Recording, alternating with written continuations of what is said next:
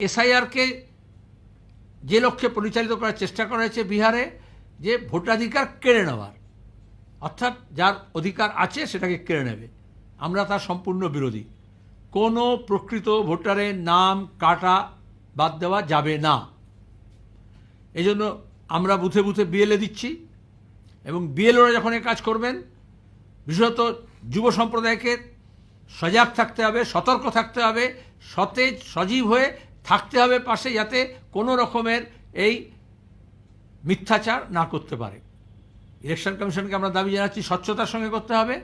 আর মানুষের কাছে আমাদের কর্মীরা ভোটার সহায়তা কেন্দ্র করে বিভিন্ন এলাকায় রেড ভলেন্টিয়ারের মতো তারা দেখবেন যাতে ভোটার লিস্টের নাম কোনো অজুহাতে যাতে না কাটা যায়। সবকটা বিভাগের মধ্যে আরএসএসের ঘুষপেট, ইলেকশন কমিশনকে তারা সেভাবে কাজে লাগাচ্ছে।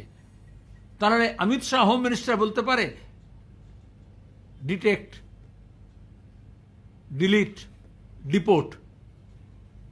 আর এই জন্য বিশেষত মতুয়া সম্প্রদায়ের মানুষ, সীমান্ত বসবাসকারী মানুষ, বাংলাভাষী মানুষ, উদ্বাস্তু মানুষ, বাস্তিহারা মানুষ, হিন্দু উদ্বাস্তু যারা আছে, তাদের মধ্যে আতঙ্ক হয়েছে। মানুষকে আমরা বলেছি প্রস্তুত থাকতে। আমাদের সমস্ত ভোটার লিস্ট আমরা ডাউনলোড করেছি, সবকটা আমাদের দপ্তরে সেটা পাওয়া যাবে, সব কর্মীদের কাছে থাকবে। আর যাদের আগে নাম ছিল 2002-এর আগে, তার সঙ্গে তাদের যে লিঙ্কেজ, সেগুলো এস্টাবলিশ করা হবে। তার জন্য যা আইনি সহায়তা আছে আমরা দেব।